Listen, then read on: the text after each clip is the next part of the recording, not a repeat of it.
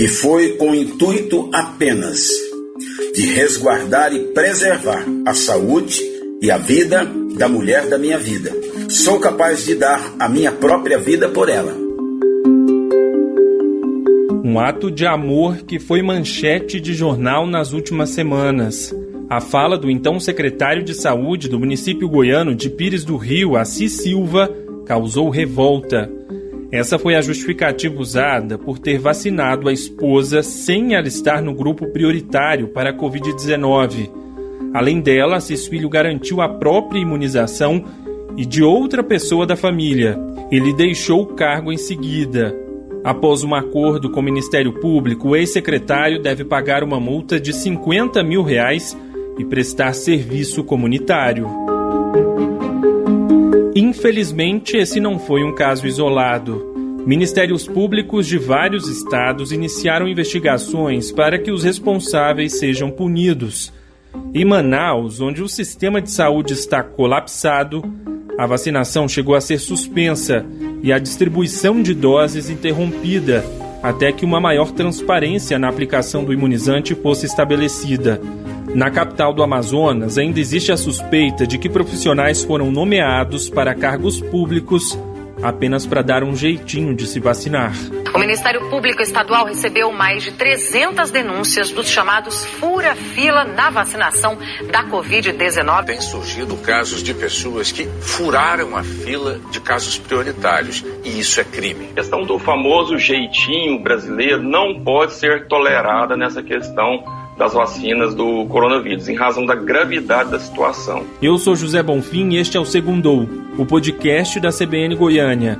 Neste episódio, vamos juntos conhecer a fundo o jeitinho brasileiro, desde a sua origem até as heranças deixadas em nossa história. Jeitinho brasileiro. Será que a gente se orgulha dele?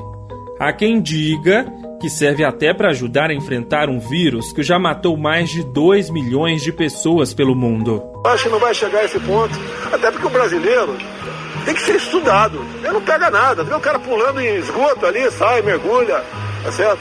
E não acontece nada com ele. Eu acho até que muita gente já foi infectada no Brasil há poucas semanas, um mês, né? E ele já tem um anticorpo e não ajuda a não proliferar mais isso aí. Eu estou esperançoso que isso seja realmente uma realidade. E como já ouvimos, outras pessoas não enxergam o problema em furar a fila de uma vacinação destinada aos grupos mais vulneráveis, para uma doença que está afetando o planeta. Mas o tal jeitinho está presente até mesmo nas atitudes classificadas como mais banais do nosso cotidiano. Aqui vão algumas. Passar na frente de uma pessoa na fila do banco porque o gerente é seu amigo. Ou aquele dia que você não respeitou a ordem de chegada no ponto de ônibus. Você já exigiu meio décimo ao professor para que ele não te reprovasse naquela matéria? Ah, e não se esqueça de quando você parou o carro em um local proibido para resolver algo bem rapidinho. Ou conseguir entrar em uma festa sem convite. Ah, são tantas que ficaria aqui fazendo essa lista em 2 episódios no mínimo. Esses costumes estão enraizados na sociedade e são considerados naturais há muito tempo. Mas por que será que furar a fila da vacina mexeu tanto com as pessoas? Pode ser o começo de uma troca de comportamento. Isso porque, para haver mudança, é preciso incomodar o próximo, provocar o desejo de justiça. Em muitas situações, não há indignação. E o jeitinho passa como algo positivo, vitorioso. E com o tempo, sem percebermos, a imagem do Brasil, ou até do próprio brasileiro, acabou sendo vendida para o mundo de forma genérica, como um país da alegria e da malandragem. Mamãe, eu quero. Mamãe, eu quero. Mamãe, eu quero, mamãe. Dá chupeta, dá chupeta, dá chupeta pro bebê não chorar. O Black Magic will fix you up. Nada aqui nesta manga, nada aqui nesta manga. Tá lá o passo, saca, saca, fundido, bum, pega o prato misturado com o pano do bambu. Acredite se quiser, believe or not, it is very simple. E para buscar os aspectos históricos por detrás de todas essas características e até para entender que etapas estão por vir na evolução da sociedade, convidamos a socióloga Sônia Pereira para participar do Segundou. Ela tem atuação na antropologia e história e é professora do Centro Universitário São Camilo há 25 anos. Tentando entender esse jeitinho brasileiro, tentando buscar aspectos históricos, porque a gente carrega isso nas costas. Tanto o nome diz jeitinho brasileiro. Mas realmente é do brasileiro? Então, na realidade, né, o que acontece? Dentro da formação da cultura de um povo, né, a cultura, ela envolve os hábitos, ela envolve os costumes, ela envolve a forma de falar, ela envolve as crenças, os mitos. E se você prestar atenção, ela envolve, inclusive, a forma de você andar, né, a forma de você gesticular ou não. A cultura, ela vai sendo passada, ela vai sendo passada. E a gente começa a observar isso na história, o da Mata traz muito bem isso, né? O próprio livro Cortiço também traz muito isso. Como é que vai se formando esse jeitinho brasileiro? Que também é muito discutido que, além do jeitinho, tem a malandragem também, né? A própria criatividade. E até que ponto, né? Por que isso, né, é tão aceito, né, dentro da história, né? O que acontece? Então, ele tem, entre vários fatores, um que é muito forte, que é a questão da hierarquia. É muito forte. Então, é a questão da carteirada. Com quem que você está falando? Você sabe quem sou eu? Então, essa questão da hierarquia. Você sabe quem sou eu. E isso vem através da história, né? E, por um outro lado, é interessante você ver a questão das relações pessoais, né? Então, quando você fala desse jeitinho brasileiro, não tem somente a questão da hierarquia, tem também as relações pessoais, né? Tem esses relacionamentos que eles acabam substituindo, né, regras. Ele acaba substituindo essas regras. E o que acontece nesse momento da vacinação? O que é colocado? Será que essas pessoas que realmente furaram a fila, elas tinham esse direito? Era o momento delas? Então, observem que até que ponto será que a população não está distante do poder também? Sabe? Então, a falta de informação também. Então, você tem o espírito de levar vantagem e também tem a falta de comunicação. Ontem, por exemplo, ao ouvir uma notícia, eu fiquei prestando muita atenção. Pessoas num determinado estado que, como eram da área da saúde, falaram hoje é a área da saúde, foram todos. E durante o noticiário, ouvindo um falar, outro falar, eu fui percebendo que as pessoas não tinham sido comunicadas adequadamente se o nome dela estaria lá, se ela de fato faria parte da vacina naquele momento. Então a gente tem que rever isso. Nós temos a questão do jeitinho brasileiro, que ele nasce exatamente através dessa questão de hierarquização, essa questão das relações pessoais, entre outros, mas esses são os mais fortes. Nós temos também uma aversão a conflitos, que faz parte da cultura do brasileiro. E esse distanciamento do poder. Pode falar. O brasileiro quer ser cordial e quer evitar problemas uns com os outros. Você citou as relações pessoais e acaba tendo uma confusão entre uma relação mais íntima com as relações públicas e as pessoas acabam confundindo tudo. E você viu, num dos noticiários, não importa nós, qual estado, mas a pessoa pública, ele levou a esposa para tomar vacina. Então, observe, essa questão, provavelmente tinha lá o primo falando eu também quero, provavelmente, porque essa questão da hierarquia, junto com essa questão dessas relações, elas vão aumentando, né? Percebe? Eu estou aqui porque o fulano me mandou. Olha a questão da hierarquia, né? O fulano me mandou, então você tem que me atender. E essas questões, você falou uma coisa muito importante no início. Elas estão deixando de ser vista como coisa normal. E ela está sendo vista o quê? Como negativa, um negativo muito forte. Sabe, a cultura, ela se transforma, ela se modifica.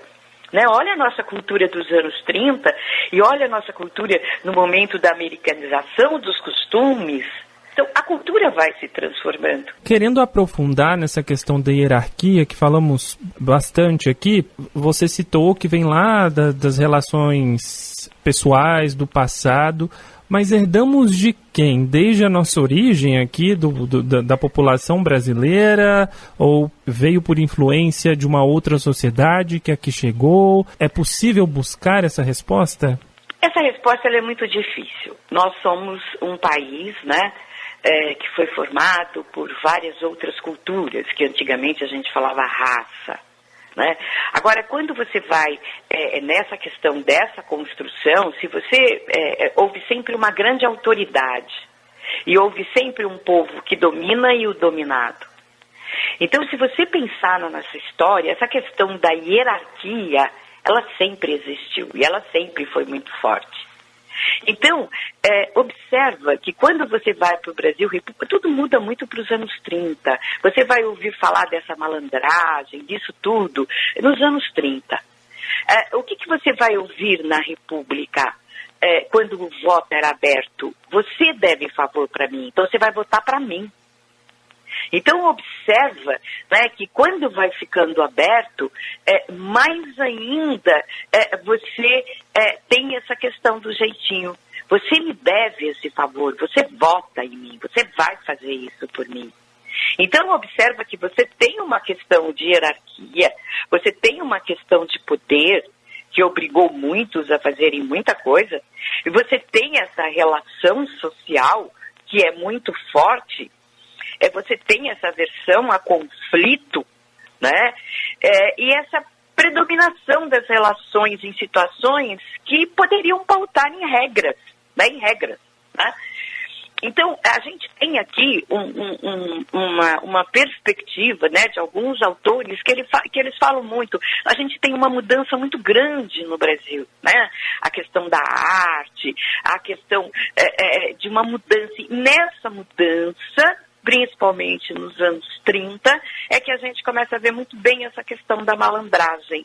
Então, se a gente tivesse uma resposta única, seria da própria questão da nossa cultura que foi formada, e não a experiência de um país específico, ou Portugal, ou a África, ou um país específico, ou os portugueses, ou os italianos, tá? Seria dessa miscigenação. Tá? Mas a gente vê dentro da sociologia muito forte essa questão da hierarquia e de maiores poderes. Tá? E então você passa a ter o quê? Dentro desses maiores poderes, você passa a ter exemplos, você passa a ter modelos. Né? E hoje, nem vale a pena ressaltar a política, mas política atual, mas se você perceber, por que a gente implica tanto com o Bolsonaro não utilizar uma máscara? Dele dizer que realmente Covid-19 é uma gripinha. Porque você tem na nossa cultura essa questão dos modelos. E dentro de uma questão hierárquica, você tem aquelas pessoas que elas seguem firmemente essa questão dos modelos.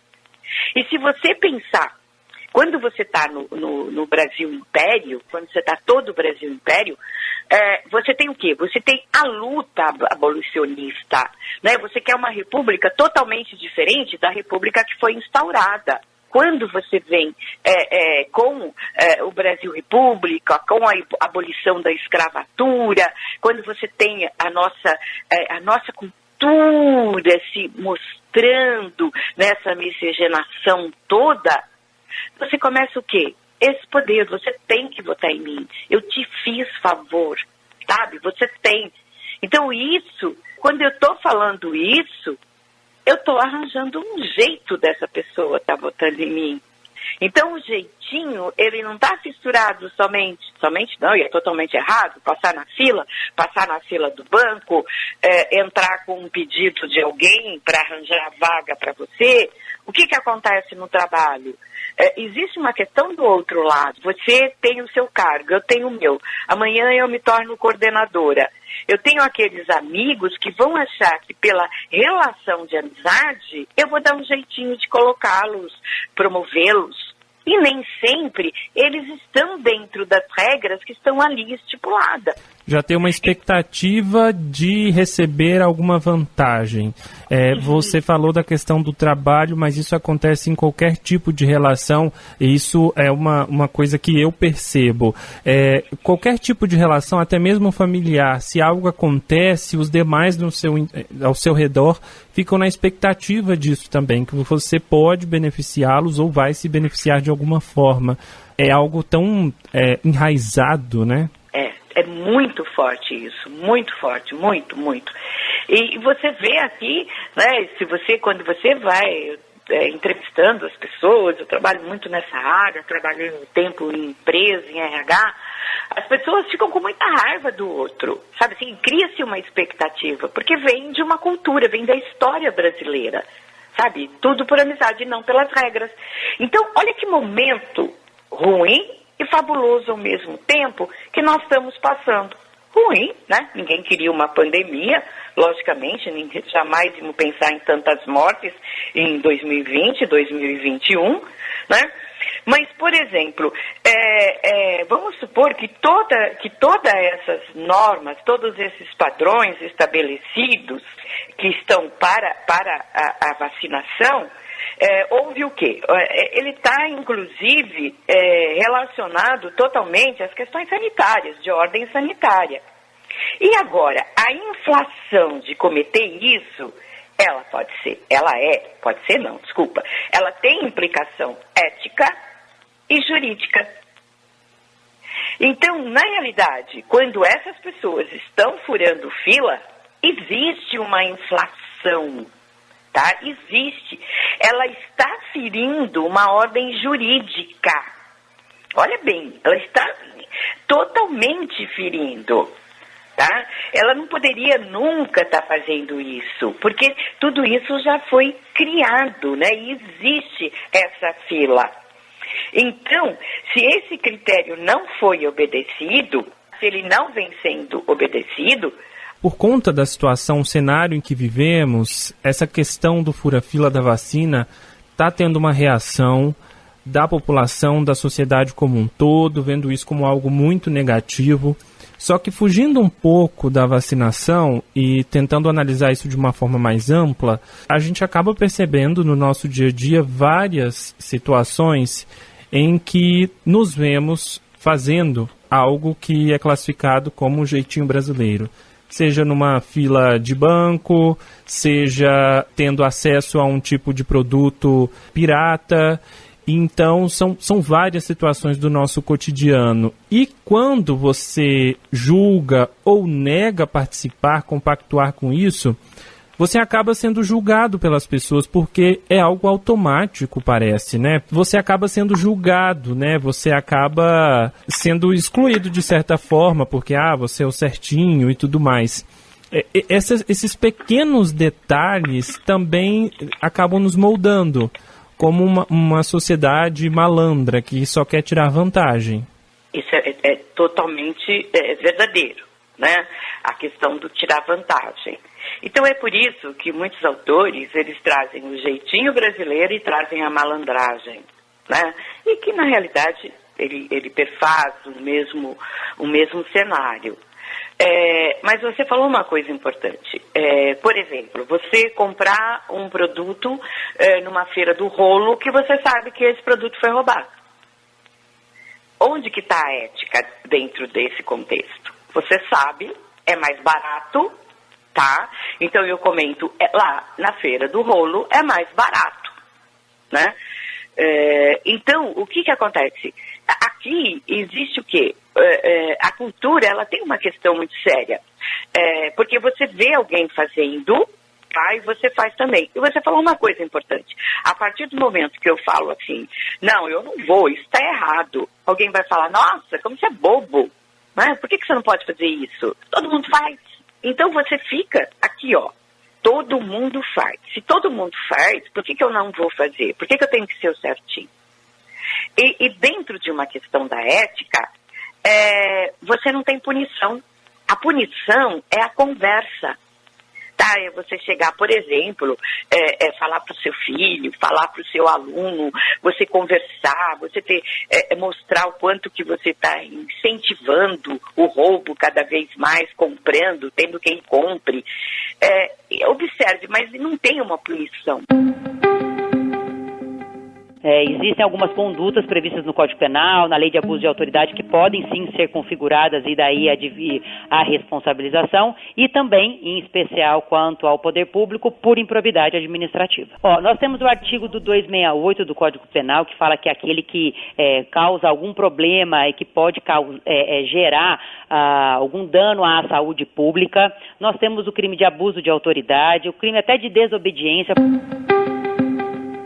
E quando você fala dessas questões todas do jeitinho brasileiro, ainda tem um lado de autores colocando o lado positivo disso, porque existe muita criatividade nesse jeitinho. Né? Dá para tirar algo positivo, então. Sabe assim, olha a criatividade. Olha como ele foi criativo conseguindo burlar isso ou fazer isso. Então, agora, a gente vive hoje com a questão da vacina de todos revoltados. Por quê? Porque a vacina é um direito de todos. Né? É uma escassez de recurso que as pessoas têm que esperar o seu momento de ser vacinado. É como se toda a população estivesse vivendo no mesmo momento uma mesma situação de alguém passando na sua frente. E nessa questão de criatividade, me veio aqui a memória que pessoas lucram com essa história, né?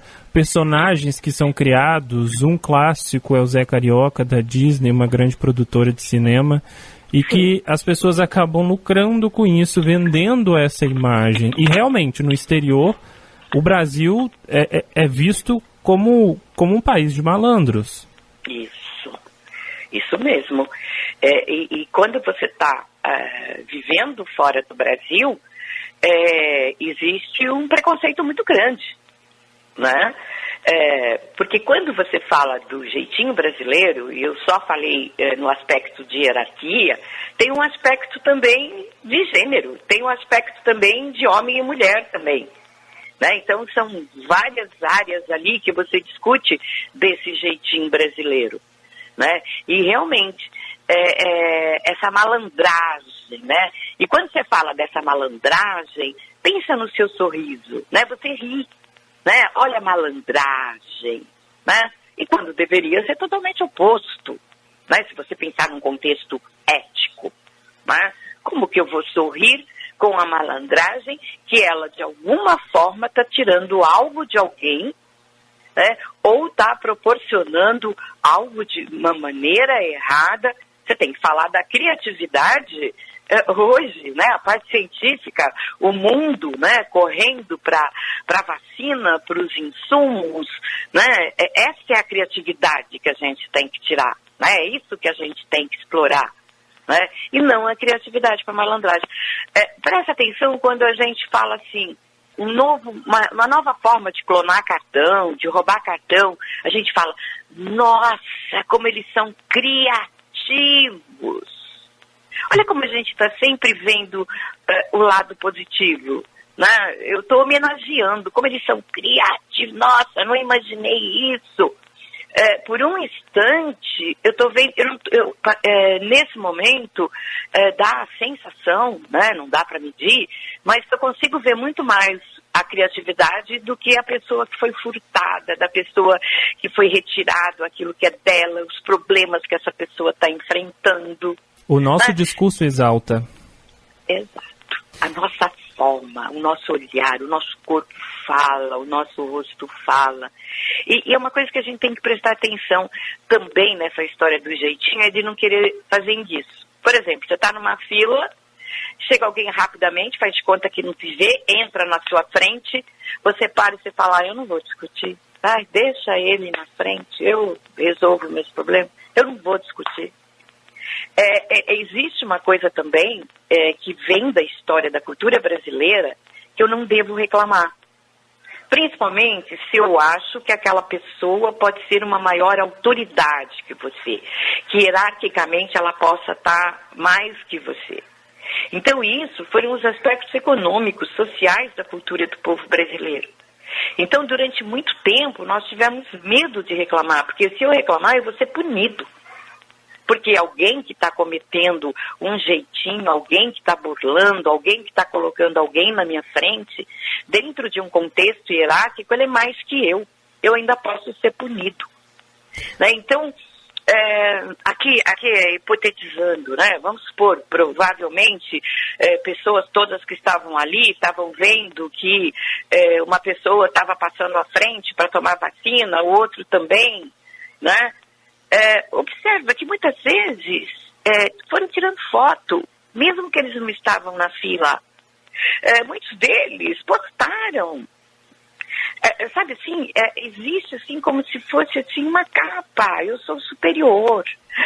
Foi fulano que deixou eu passar, foi o fulano que deixou eu vir. Então nem sempre ela está sendo escondida. Isso eu acho ainda mais triste. E o início da vacinação contra a Covid-19 no interior do estado foi marcado por uma polêmica na cidade de Itabi, onde a primeira das 31 doses enviadas pela Secretaria de Estado da Saúde foi aplicada no prefeito, mesmo ele não fazendo parte do grupo prioritário. Como eu me encontro ao lado da minha equipe de saúde, na linha de frente e em contato permanente com o povo, e ouvindo tudo isso, identificamos a necessidade de um encorajamento, um estímulo para que a população aceite a vacinação com tranquilidade. Portanto, esse meu gesto como prefeito, que poderia ter sido por qualquer outra autoridade, teve o objetivo de mostrar ao nosso povo que ela é segura. Apenas isso. Nós como sociedade evoluímos aos poucos para melhor. Em alguns momentos a gente volta um degrau aí, em vários momentos já voltamos. Só que a tendência é de evoluir positivamente, é o que a gente espera pelo menos. E como evoluir? Nós precisamos dar mais voz para essa sociedade, para que ela possa ali tomar consciência, se indignar e exigir mudanças e melhorias, e até mesmo para dar voz para que ela possa falar, para que ela possa ser ouvida, que ela não tenha mais medo. Tudo isso está linkado com o quê? Com democracia ou são costumes? Costumes vão mudando de tempo em tempo. O que a gente precisa para evoluirmos mais? Nós precisamos de uma maior comunicação, uma maior quantidade de debate aberto. Você que é dessa área, você sabe muito bem os debates que tem nos outros países aqui do nosso ladinho da América. Nós não temos esse debate aberto, as pessoas ouvindo, as pessoas falando. Nós não temos. E, infelizmente, a gente vive esse momento, não um momento político, nós vivemos um momento de politicagem. Porque a própria questão da vacina, ela está atrelada ou tentando atrelar com as próximas eleições. Então, observa que você acaba não aproveitando esse grande momento para todas as discussões que devem haver. Agora, como é que a gente aproveita essa indignação? Como é que a gente pode aproveitar essa indignação? Né? Dando voz mesmo às pessoas. As pessoas precisam ser ouvidas. Nós precisamos dar essa voz. Você lembra que eu comentei anteriormente que do ponto de vista ético, pode ser mínimo, fica alimentado a conselhos, né? Ordem de decoro. Mas, na realidade, você também tem uma norma jurídica que está aí. E essa norma, ela precisa, sim, se você pensar que no início ninguém queria usar cinto de segurança. Ninguém. Sabe assim, as pessoas morriam e ninguém queria usar cinto de segurança. Ele se tornou obrigatório. Hoje, ninguém entra no carro sem colocar o cinto de segurança. E você está pensando, então precisa de leis para mudar a cultura? Dependendo do que, ela pode ajudar e muito. Sabe por quê? É uma lei para o bem-estar da população. Você não está falando de um grupo, você não está falando de uma pessoa. Você está falando de uma população inteira, você está falando. Você estava falando, por exemplo, do mal que o cigarro faz. É para uma população inteira, é uma questão de saúde. Nós estamos falando de uma questão de vacinação nesse momento. Nós temos poucos recursos. Então tem que haver uma penalização. Além da questão ética, que ela é importantíssima, é na questão ética que você forma realmente a personalidade das pessoas. Porque o que acontece? Muitos matam pessoas porque estavam dirigindo embriagado ou porque estavam correndo, eles pagam a multa e pronto, não mudou nada no perfil dessa pessoa. Né? Então você pagou e não mudou. Né? A gente continua tendo essas coisas. Agora, quando você fala em saúde de uma população inteira... Eu queria também trazer aqui para o nosso bate-papo, e não só em questão da vacina, vou trazer outros exemplos. Por exemplo, fila de transplante de órgãos, fila para alguma cirurgia, algo que envolva saúde e vida. Eu li alguns artigos e algumas reportagens falando de instinto de sobrevivência. Quando eu escuto isso, me remete lá à Idade da Pedra, a gente se matando para sobreviver, para caçar mamutes, mas pode ser colocado como uma justificativa? O que acontece? Sabe quando surgiu a fila única do transplante? Sim. Eu participei de um encontro com advogado. E não é falta de ética, porque ninguém nunca vai saber qual foi esse encontro, onde, que hora. Mas eu ouvi a seguinte frase: como um advogado pode morrer por falta do transplante de um órgão em relação a qualquer outro ser humano. Então, isso me deixou nesse dia, eu arranjei uma discussão muito grande. Eu nunca imaginei ouvir de um profissional essa frase. É muito então, chocante. Eu fiquei até sem ar aqui. Nossa, esse dia está marcado na minha cabeça. Eu nunca mais consegui esquecer. Então, quando vocês falam do mamute, quando você fala da sobrevivência, daí eu falo, o que esse homem, em todo esse período, cresceu? Ele me assusta, sabe? Porque se você volta, né, lá atrás, pela questão da sobrevivência, e ali você está falando de um período grotesco, e agora você fala de um período quando você tenta colocar essa fila única, né, porque não tem órgãos para todos naquele momento, assim como a vacina, você tem toda a fura-fila que se possa imaginar. Né? Então, quando você vai para o mamute, quando você vai, você fala assim, ele herdou isso, ele não consegue tirar, né? Onde que está o pensar no outro, né? Ou pensar no grupo, ou pensar no coletivo. A gente até entra na psicologia. Como essa pessoa consegue deitar à noite e dormir tranquilamente, não ter nenhum peso na consciência? Uma coisa absurda, sabe? É uma coisa que você fala assim, não pode ser verdade. Numa reunião que você está imaginando ali discutir os aspectos antropológicos, sociológicos, econômico, político, e você ouve essa frase. Eu acho que era a única que não era advogada, eu fui convidada. Isso me marcou muito, sabe? Essa evolução do homem, né? Ele evoluiu em todos os aspectos físicos, ele evoluiu. E como, né? E como ele pode continuar tão voltado para o seu umbigo? Aquele que passa na fila, ele está voltado para o umbigo dele. Sabe, ele quer que o mundo se acabe. Aquele que estocou toda a parte de oxigênio estocou para sair vendendo. É a malandragem pura. Como é que pode fazer isso perante tantas pessoas necessitando ali, desesperada? Então, quando você vê essas questões, você fala, você pensa, onde que a gente pode trabalhar mais com a ética com essa população?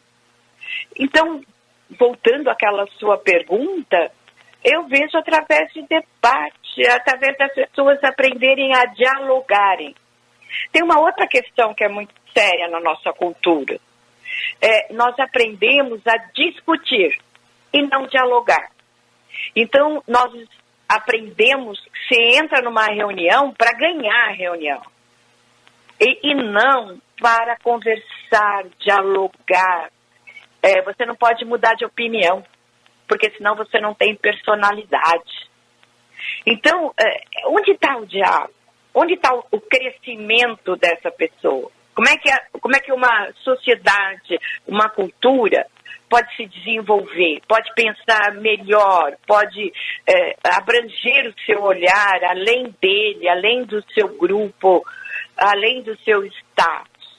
Quando você volta lá atrás, em termos de mundo, em termos de eras, né? Quando você volta, onde que está esse jeitinho? Você vinha dos mais fortes. Então você vem, tudo do mais forte. Quem manda é o mais forte. Depois você vem para um Brasil colonial, você tem uma escravidão. Você tem um único chefe, uma pessoa. Você não pode falar nada. Você não pode reclamar, você não pode pedir, você não pode exigir. Sônia, vamos fazer uma coisa meio arquivo aqui, arquivo para o futuro. Você, Sônia Maria Soares Rodrigues Pereira, pesquisadora, socióloga, há muito tempo atuando nessa área. O que você diria para uma sociedade do futuro, sei lá, daqui 50, 100 anos, porque a gente sabe que esse tipo de evolução que a gente está debatendo aqui, ela demora, ela é lenta. Mas o que você diria para essa sociedade e como você espera que ela esteja daqui a tanto tempo? Você que estudou tanto e colaborou também, de certa forma, para que essa evolução fosse possível. Toda essa mudança, ela tem que acontecer através da educação. Quando você está ali com os jovens diariamente, presencial ou à distância, e você cria, por exemplo, disciplina como multiculturalismo, onde todos têm oportunidade de debater todos os temas, de ouvir o seu colega, de conseguir entender o quanto ele é preconceituoso devido à cultura que ele viveu. E que ele pode refletir isso nas suas atitudes, enquanto profissional, enquanto seu relacionamento, a gente vê um outro jovem. Esse jovem, ele precisa ter na sua educação, na sua escola, não importa qual, matérias básicas, onde você trabalhe todas essas questões. Eles conseguem enxergar. Eles conseguem refletir. Eles conseguirão ser diferentes com os seus filhos. Eles serão uma nova geração. Se não for permitido às escolas trabalharem de forma democrática, ouvindo, não tendo preconceito de gênero, de idade, de classe econômica, nós teremos um mundo diferente. Mas enquanto a escola for cerceada e ela própria mostrando forma de viver, ouvindo, respeitando, sem saber por quê, fazendo sem saber por quê, ou levando vantagem porque é criativo, o mundo vai acabar. Não vai ter jeito. Todos voltaremos à nossa fase de mamute. O Segundou tem a produção de Lohane Castro com a colaboração da equipe CBN. A sonorização é de Álvaro Júnior. Neste episódio, utilizamos áudios da Rádio CBN Goiânia, TV Globo, TV Cabugi, Portal G1 e Portal UOL. Um abraço e até o próximo episódio.